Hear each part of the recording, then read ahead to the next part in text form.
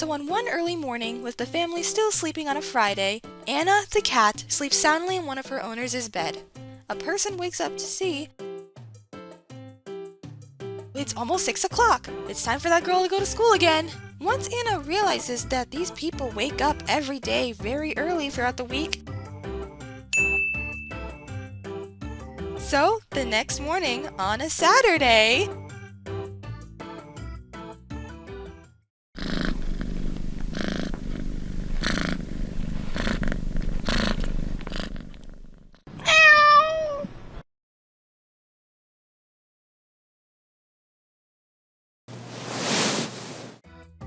this is based off of a true story, by the way, but mostly she wakes up my mom. And here's a photo of Anna herself.